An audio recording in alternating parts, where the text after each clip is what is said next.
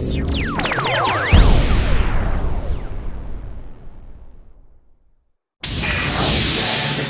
Suck Countdown. Okay, so here's what I want to know. Why isn't Bill O'Reilly screaming about the war on Hanukkah?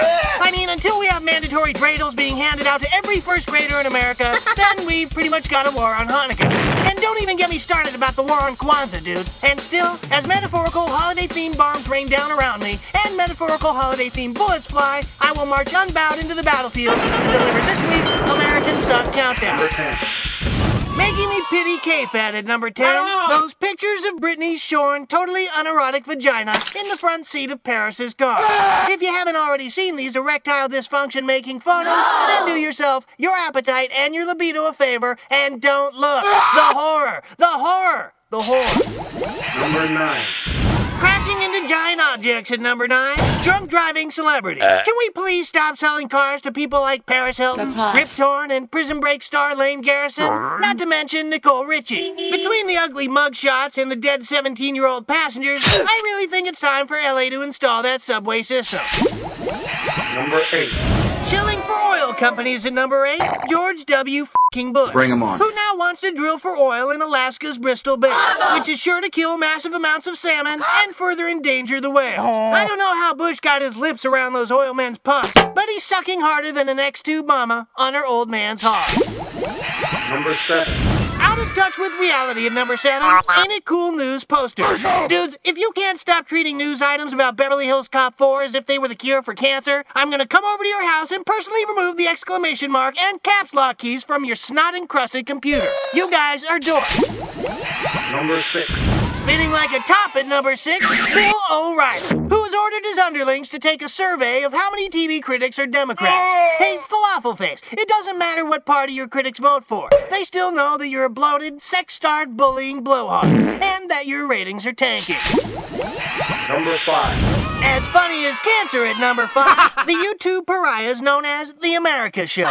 Watching these looks-challenged trolls flail about is kind of like watching people rejected from the worst community theater in the world. And as an added bonus, they're not only unfunny, they're also racist. Number 4.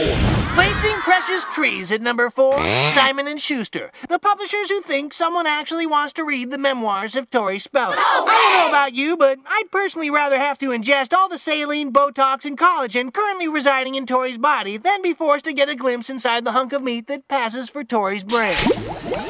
Number 3. Not anonymous enough at number 3, Lindsay Lohan, who is wasting the time of real AA members by attending their meetings in what we can only assume is a drunken haze. Lindsay, if you want to do a 12-step program, start by stepping away from skanky guys, Paris Hilton, and that big pile of white powder you like to call your acting coach. Number 2. Giving the gift of fear at number 2, the Bush administration, who will be decking the halls of airports with bright red most wanted terrorist posters. I guess it's about as likely that a tourist will spot Osama at LAX as it is that George W. Bush will catch him. Ever. Number 1. Making me want to worship Satan at number 1. Those bragging, we're the perfect family Christmas card letters that have nothing to do with the spirit of Christ. Except that they make me want to hunt down the perfect family and nail their hands and feet to their own perfectly decorated tree. And so, America, as we prepare to celebrate our ability to buy plastic trees and gorge ourselves silly with chemically modified, dangerously irradiated food, I close with the words of Mr. Charles Dickens, who said, "When I think of America, I want to vomit all over my plum pudding." I'm pretty sure Dickens said that.